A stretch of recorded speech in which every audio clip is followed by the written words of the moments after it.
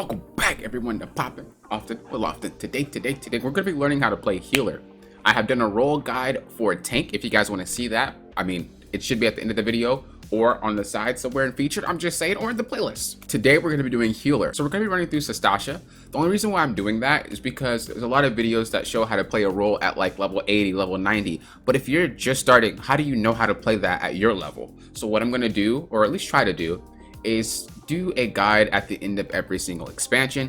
That way it's kind of like you're progressing towards your new jobs, you're progressing towards new abilities and new dungeons and new mechanics, and you can kind of learn as you go. I'm going to try to put as many scenarios into one video as possible so you guys can learn the most. So one thing to note is that there are two types of healers. Pretty much you have the healing healers and you have the shielding healers. Now both types of healers have burst heals. They might not be that great, but you know, every healer kind of has a panic button type of ability when you get into about 30s-ish. I'm going to be doing white mage here. The only reason I'm going to be doing white mage is just because I know a lot of you guys are probably going to start off with white mage. That's pretty much the main healer that people start out with, and then you go ahead and transition to the other ones. So let's talk about the healing and shielding healers. So the healing and shielding healers are Scholar and Sage. Those are the shielding healers. So Scholar and Sage, those are the ones where you pretty much shield before you fight. And then you have the healers and the regen healers, which is the white mage and the astrologian. Now astrologian is a little bit different because it kind of can shield too. It's a very like all-around job in my opinion. One of my first level 80s when it was before the rework of an Endwalker, it was level 80. That was my first like healer that was level 80. I like that job. It's a really good job. So those are what you're pretty much working with, and that's what you're going to play like. So they play two different styles of play. When you play them, you have to understand that, or else you're going to have a really, really hard time. So the way you can play healer, once again, there's two types of ways you can play the healers. You can play the healer where you pretty much just focus on the tank, and you're healing and shielding, and you're pretty much doing your job. Or you can kind of go the extra mile, and you can add damage into it. So you can add damage over time. You can add, which way is he going? I mean, maybe he just got letting me talk because he knows I'm doing the video.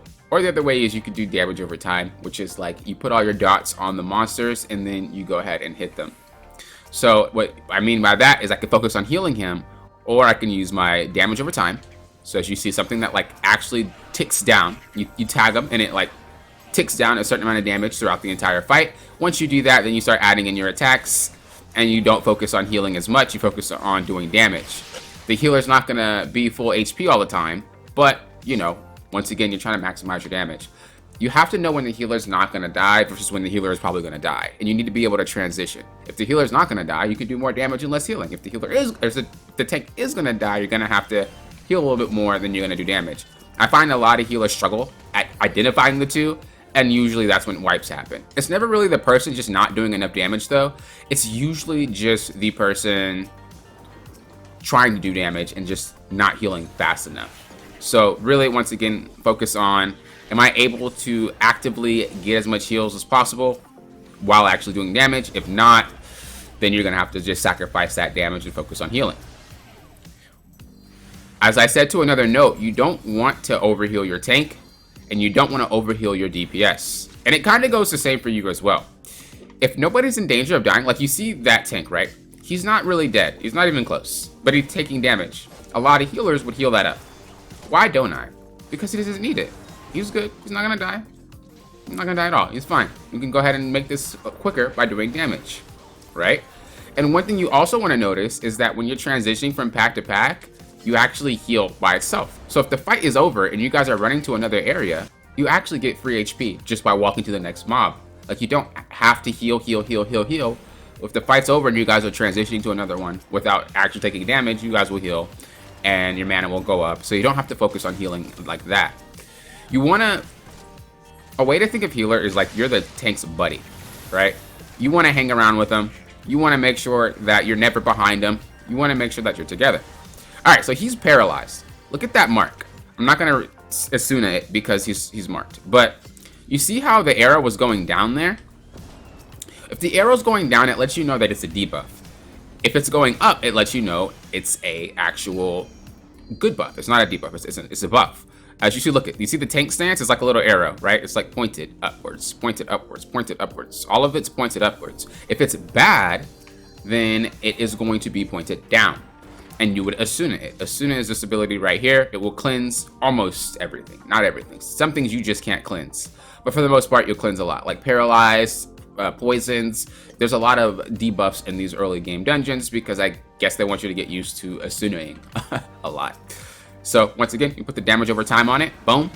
And then after we have that little dot ticking, then we go ahead and do our regular abilities. And we want to continue to cast. Continue to cast. Continue to cast. I always say you want to get used to something called ABC. Always be casting. What does that mean? It means that if you continue to cast ability after ability, there's no downtime. If I cast and I wait, and then I cast and I wait, even if it's like a half a second, that's a lot of downtime. That can be used for healing. So you want to find yourself a good little spot and continue to heal, continue to swap to do damage, and you can go ahead and click the next target while casting. So I'll give you an example when we go into this fight here. I can click the next target while casting already, and he'll be ready to do another ability. So let's let him tank it. All right, now look. I can heal him, swap to this guy, and already press my attack button. Swap back to this guy, or swap to that guy, press my attack button, and then swap back to my healer, or my tank, and then press that button. You know, it's just lack of downtime. You see what I mean? Like, I'm always casting. He's always charging up another one right after he's done. Charging up another right after he's done. That's how you maximize a lot of your damage, and that's how you maximize a lot of your healing. That goes for every class, though. All of you guys can do that. All of the jobs can continue to cast over and over and over. And like I said, you know, you want to get used to that. You want to get used to that motion of not stopping to swap. You're already swapping. Look, I'm already healing him. Oh, I'm going back to doing damage. I'm going back to doing damage, and he's already still healing. Going back to add my dots. Going back to add my dots, you see? I'm not stopping. I'm just waiting for the cooldown timers to go, and I'm ready to cast another. Once again, boom. Once again, boom. We are on that one. Look, you see? It's just easy transition. Bam, bam, bam. That's what you're doing. That way you can maximize your efficiency of casting all your abilities. Once you see the dots gone, reapply the dot. All right, so that was a pretty good little run. And now now let's get to that little question of like, what do you do if your tank is pulling a little bit slowly? There's two sides of this coin. There's a side where it's like, well, let the tank pull as much as you want because they're not comfortable. And then there's a side of, if you can heal it, pull as much as you want as the healer. Like, as an example, I'll just do this. So I'll run up and I'll aggro these guys and I'll run back to my tank, and he's expected to hit him for me. And there you go. Right? Now, that type of pull for him is a bit different. That was more of like a, here you go type of pull, right? You have another type of pull where it's like, bro, you're pulling a lot more and you're rushing the dungeon. It's a bit different. If I'm going from another room to grab something, that's kind of a butthole move. I'm not gonna lie, it is. It's kind of like, bro, what? But I mean, at the end of the day, it really just depends on how much you can heal. It's not up to the tank and it's not up to the healer, right? It's a team effort. If the healer wants to pull more and they can heal it, there's no problem. The problem is if the tank, the problem is if you can't heal it. If you can't heal it and you're pulling massively as a healer because you're trying to rush and you're putting a strain on everybody, it's not worth. It's not worth. So that's my stand on it. Obviously, everybody has their own stand. The thing is, they're expected to do that at a higher level anyway, and I think a lot of people just doesn't like remember that. Okay, here's a good example of like a DPS getting hit, and I don't really have to heal them.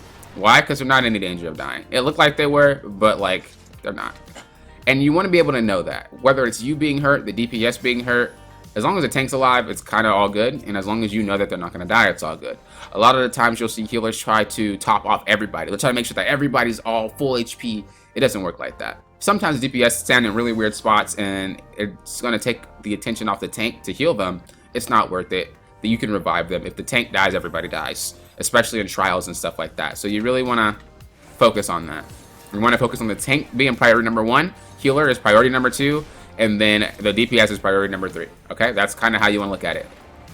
If you're low, it's fine. The thing is, if you're low, the tank will aggro off of you, and you'll just be low. You'll still be healing, but you'll be low. But you're not getting hurt. You see what I mean? So if I'm at like 20 HP, but this guy has all the aggro, why would I heal myself if I can focus on healing him because it's a big pack or something like that? You know what I mean? Another thing you want to focus on is the immunity bar over there. So if we notice, they're all green, which means that if I do an ability like heal or if I do an ability like attack, I'm not going to get aggroed. If it's yellow, you want to try to wait for the tank to aggro that and turn it green, because if you do an ability like healing or damaging, it's going to automatically aggro, and that's something for DPSs as well. Like, so as an example, we'll try to like get it to happen. So like if I do this, you see how it's red? Now check it out. Also, you see how I'm getting low, but I don't care. Like I said, he's the main priority. Like, I don't need to make myself full HP. It's okay for him to be full HP. But as you see, like, it started to turn yellow. Okay, now I have to heal that guy because he's starting to aggro a little bit too much. But I don't need to top him off. Once again, we don't have to be topped off. And you might seem like a bad healer if you're not keeping everybody at max HP. But if you really want to get better at doing damage, you're gonna have to know like the difference between healing someone from life and death versus healing someone because, hey, I want you full HP and I want to seem like a good healer. If you really want to be a good healer, it doesn't matter what everybody else thinks. It matters how, you know, good you are. So once again, we're getting aggro, so we just sit on the tank. He aggroes it for us. We put the damage over time on everything. Boom, bam. Boom, bam.